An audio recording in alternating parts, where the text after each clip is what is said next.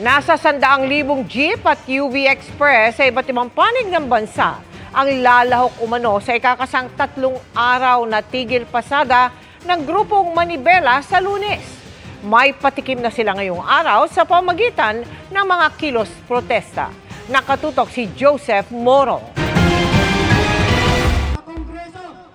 Nagpatikim na ang grupong Manibela nang gagawin nilang 3 araw na transport strike simula Lunes sa Pasig, Caloocan at Las Piñas. Ang kilos protesta laban sa hindi raw tamang bilang ng mga jeepney driver at operator na konsolidado na sa ilalim ng PUV Modernization Program o PUVMP. Sabi raw kasi ng Land Transportation, Franchising and Regulatory Board o LTFRB, lampas 80% na ang mga consolidated na mga jeep. Taliwas sinasabi umano ni Transportation Secretary Vince Dizon na 40% lamang ang aprobadong consolidated units.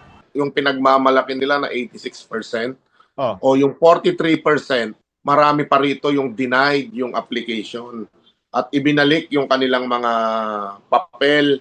Hindi din sila na-consolidate at higit sa lahat gumastos lang sila. Dahil umano sa pagsisinungaling, hiniling nila sa DOTR na sibakin sa pwesto si Chairman Chofilo Guaris III at iba pang opisyal ng LTFRB. Patuloy naming kinukunan ng pahayag si Guaris.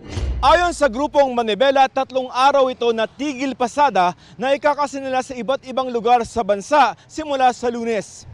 Sa Samaraw, ang lampas 100,000 na mga unit ng jeep at mga UV Express. Wala naman po tayong magagawa doon. Ang concern lang naman po natin, yung mga commuter natin na para wag naman silang mahirapan. Hindi naman kasali sa tigil pasada ang grupong Piston na tumututol din sa PUV Modernization Program.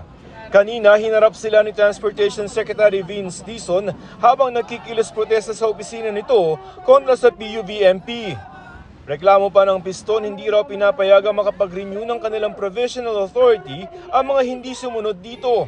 Gaya ng gusto ng Manibela, hiniling ng Piston na payagan sila makapag-renew ng provisional authority ng 5 taon. Ayon sa Piston, pag-aaralan daw ito ng DOTR. Para sa GMA Integrated News, Joseph Morong, Nakatutok 24 Oras.